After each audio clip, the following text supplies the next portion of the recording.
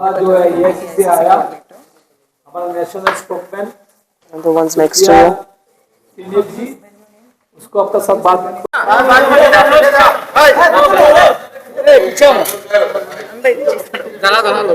में हूँ। चुनाव के मुहाने पर असम है और जब हम यहाँ पर आए हैं तो सरकार ने पिछले 5 सालों में क्या किया है, उनका रिपोर्ट कार्ड कैसा है और कांग्रेस किस तरह की सरकार लाएगी, किस तरह के वादे निभाएगी, उन 2 चीजों पर आपसे बात करने आई हूँ। इसके अलावा मैं मैनिफेस्टो पर बात करूंगी, जो कांग्रेस पार्टी का मैनिफेस्टो आज लॉन्च हुआ है, जो 5 गारंटी हमारी पहले लॉन्च हुई है। और हम इसके साथ साथ इसके बाद में बराक वैली पर, सिलचर पर, बीजेपी के कैंडिडेट पर और यहाँ के बदहाली पर बात करूंगी। लेकिन सबसे पहले मैं कांग्रेस के मैनिफेस्टो पर चर्चा करना चाहती हूँ। 5 गारंटी के साथ कांग्रेस ये चुनाव लड़ रही है। हमारी सबसे पहली गारंटी जो यहाँ पर है वो महिलाओं के खाते में डायरेक्ट पैसा जाने की है। महिलाओं को कोई कारोबार शुरू करने के लिए 50,000 का लोन है। हम बुजुर्ग लोगों के लिए एक अलग से मंत्रालय बनाने की बात कर रहे हैं और यही नहीं, हम यहाँ पर पेंशन, जो ओल्ड एज पेंशन होती है, उसको बढ़ाने की बात कर रहे हैं। 25 लाख का हेल्थ बीमा, जैसा कि हमारी राजस्थान की अशोक गहलोत सरकार ने दिया था, उसकी चर्चा है। और जो पट्टे हैं, अगर आप ये देखिएगा तो जो एक्सोनिया पट्टा, मियादी पट्टा, जिससे 10 लाख लोगों को लाभ पहुंचेगा, उसकी भी चर्चा है। और सबसे बड़ी बात जो हमने अपने 5 गारंटी और मैनिफेस्टो में करी है वो है जुबिन को न्याय देने की। असम की सबसे पुरजोर, सबसे जोरदार, सबसे मजबूत, सबसे चाहने वाली आवाज जुबिन को न्याय मिले, जिस न्याय का वादा मुख्यमंत्री ने किया था और कहा था अगर मैं न्याय नहीं दे पाया तो मुझे वोट मत दीजिएगा। मैं आपसे वोट नहीं मांगूंगा, लेकिन वो मैदान में है। जिन आरोपियों को उन्होंने गिरफ्तार किया उनके बैंक अकाउंट्स भी डीफ्रीज हो चुके हैं। चुनाव खत्म होने के बाद शायद वो छोड़ भी दिए जाएंगे। तो जुबिन को न्याय मिले, असम की पहचान, असम की आवाज को न्याय मिले, ये हमारी पुरजोर कोशिश है। इसके अलावा जैसा कि मैंने महिलाओं के लिए कहा, हम युवाओं के लिए ये वादा करते हैं कि 6 महीने में इम्तिहान होगा और नियुक्ति 3 महीने में होगी, जिससे कि एक कैलेंडर तय हो। हम मोदी जी की तरह 2014 में वादा करके आज भी पूरा ना करें, ऐसे लोग नहीं हैं। उन्होंने 2014 में कहा था 2022 तक किसानों की आय दोगुनी होगी, आज भी दोगुनी नहीं हुई। आज भी किसान एमएसपी की मांग कर रहा है। हम किसानों की आय बढ़ाएंगे, जो टी वर्कर्स हैं उसको प्रीमियर इंडस्ट्री बनाएंगे और जो 351 का वादा पिछले 5 साल पहले बीजेपी ने किया था और अभी भी पूरा नहीं किया, हम टी वर्कर्स की आय को बढ़ाने की बात करते हैं। पीपल फर्स्ट गवर्नेंस की बात कर रहे हैं। हम लोग जो ट्राइब्स हैं उसको 6 शेड्यूल में डालने की हमारा वादा है। मैंने आपसे यूनिवर्सल हेल्थ केयर पर पहले ही कहा है, 25 लाख की हेल्थ केयर है। स्किलिंग और एजुकेशन के माध्यम से हम एक Zubeen Garg centre of excellence for art and culture बनाएंगे। हम इंडस्ट्री को पिवटल बनाएंगे यहाँ की ग्रोथ के लिए, और इंडस्ट्री में सिर्फ हजारों बीघा जमीन अडानी को, हजारों बीघा जमीन अंबानी को, हजारों बीघा रामदेव को ऐसे नहीं बांटेंगे।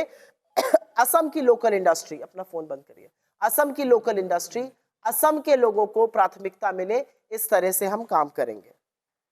एग्रीकल्चर, जैसा कि हमने कहा, हम मेजर जो क्रॉप्स हैं, paddy, jute, mustard, pulses, T, उस पर एमएसपी लागू करेंगे, जो राज्य सरकार कर सकती है। हमारी छत्तीसगढ़ की सरकार ने किया था धान पर। Rural prosperity family doctor programme के तहत उस पर ध्यान दिया जाएगा। अर्बन सेंटर्स पर ध्यान दिया जाएगा। और अब मैं थोड़ी सी बात करना चाहती हूं अपने मैनिफेस्टो के आगे बीजेपी के जुमलों पर। बीजेपी ने आपसे 10 साल से बहुत सारे वादे किए हैं, बीजेपी ने बहुत सारे जुमले दिए हैं और उन जुमलों का पर्दाफाश होना भी जरूरी है। कही गई थी कि लाखों लोगों को रोजगार मिलेगा। असलियत यह है सिर्फ 19% लोगों को स्टेबल आय और स्टेबल इनकम है आज असम में। असलियत यह है कि 21 लाख युवा जब अनएम्प्लॉयमेंट एक्सचेंज पर अपना दाखिल करता है, अप्लाई करता है, तो 0.1% को नौकरी मिल रही है। असलियत यह है कि जिस असम को बढ़ाने की बात करी गई थी वो 2nd हाईएस्ट ग्रोथ रेट देखता था जब हमारी सरकार थी। आज असम नीति आयोग के 28 राज्यों में 23वें नंबर पर है और यही नहीं, असम के छोटे से छोटे बच्चे और बुजुर्ग आदमी पर 54,000 रुपए का कर्जा है। 2 लाख करोड़ आपकी स्टेट पर कर्जा है। वो पैसा कहाँ गया, किस चीज पे खर्चा हुआ, क्या उससे इंफ्रास्ट्रक्चर बना, क्या उससे सड़कें बनी, ऐसा प्रतीत नहीं होता है। बड़ी बड़ी बातें की गई थी हेल्थ इंफ्रास्ट्रक्चर की। 97% CHCs में आज सर्जन नहीं है, 94% में फिजिशियंस नहीं है। असलियत यह है कि स्कूल एजुकेशन की तरफ अगर आप देखिए तो 8,000 से ज्यादा स्कूल बंद हो चुके हैं। सरकार ने कहा था 351 करेंगे दिहाड़ी मजदूरी टी वर्कर्स की, आज तक वो नहीं की गई। सरकार ने एक बराक बोर्ड बनाने की बात करी थी, उस पर भी कोई बात नहीं हुई है। तो बड़े बड़े जुमले फेंके गए थे, लेकिन उन जुमलों का नतीजा है कि उन जुमलों पर काम नहीं हुआ है। पर क्योंकि मैं बराक वैली में हूं, क्योंकि मैं सिलचर में हूं, तो कुछ बातें आपके साथ साझा करना यहां पर जरूरी है।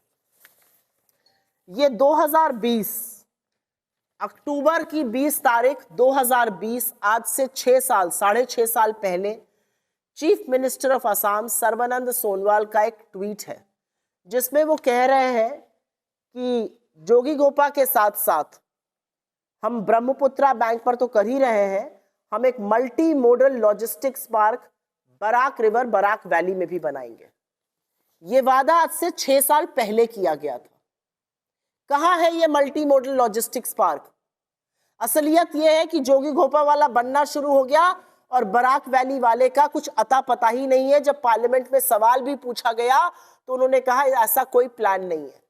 ये बात मुख्यमंत्री, बीजेपी के मुख्यमंत्री सर्बानंद सोनोवाल ने की थी, और इस बात पर पुष्टि लगाने का काम तत्कालीन यहाँ के जो सांसद थे राजदीप रॉय, उन्होंने इसका स्वागत करते हुए, ये उनका ट्वीट में दिखा रही हूं, उन्होंने इसका स्वागत किया था और कहा था प्रत्यक्ष को प्रमाण की क्या जरूरत है, जो लोग प्रमाण मांग रहे थे देखिए ये प्रमाण आपके सामने है। तो आज मैं उनसे पूछना चाहती हूं, आप सांसद रहे, उसके बाद यहाँ पे डिलिमिटेशन हुआ, रिजर्व कैटेगरी में सीट आ गई, आप अब MLA का चुनाव लड़ रहे हैं। आज आपको जवाब देना है कि मल्टी मॉडल लॉजिस्टिक्स पार्क जो बराक वैली में आने वाला था वो कहाँ है। मुझे कोई आपत्ति नहीं है, जोगीघोपा में बिल्कुल होना चाहिए एक पार्क, लेकिन बराक वैली में भी होना चाहिए। कहाँ है बराक वैली का लॉजिस्टिक्स पार्क? पहला सवाल मेरा ये है। दूसरा सवाल मेरा राजदीप रॉय जी से है, आप कहाँ थे इतने सालों से? जब से सीट रिजर्व हुई डिलिमिटेशन के बाद आप तो पब्लिक लाइफ से ही गायब हो गए, आप तो अपना प्राइवेट अस्पताल ही चला रहे थे। आज आप किस मुंह से असम की जनता के सामने, आज आप किस मुंह से बराक वैली में, आज आप किस मुंह से सिलचर में चुनाव लड़ने आए? और असलियत तो यह कि आपने अपनी सरकार की कलई खुद ही खोली। आप ही ने कहा था कि एग्जिस्टिंग MLA का टिकट बदला जाएगा क्योंकि उसने कोई काम नहीं किया है। मतलब बीजेपी का नेता मान रहा है कि बीजेपी के MLA कोई काम नहीं कर रहे हैं। तो अगर बीजेपी का नेता ये बात मान रहा है तो फिर कैसे इनको वोट दिया जाए? आज असलियत यह है कि 2024 में जब डिलिमिटेशन हुआ, आपने इस जगह को छोड़ दिया, आप इस जगह से भाग गए और आप अपना प्राइवेट धंधा पानी देख रहे थे। आज आप फिर से मैदान में हैं। बराक वैली के साथ बार बार बीजेपी ने सौतेला व्यवहार किया है। बराक वैली के डेवलपमेंट के लिए बराक बोर्ड बनना था, उसकी भी कोई बात नहीं हुई। जैसा कि मैंने कहा, मल्टी मॉडल लॉजिस्टिक्स पार्क की बात नहीं हुई। और अगर आप बीजेपी का मैनिफेस्टो भी उठाकर देखिए, जो कुछ भी बराक वैली के लिए कहा था उसमें से एक भी चीज पूरी नहीं हुई है। बीजेपी का जो मॉडल है वो लोगों को लड़ाना, आपस में वैमनस्यता पैदा करना और लोगों का ध्यान बांटना है।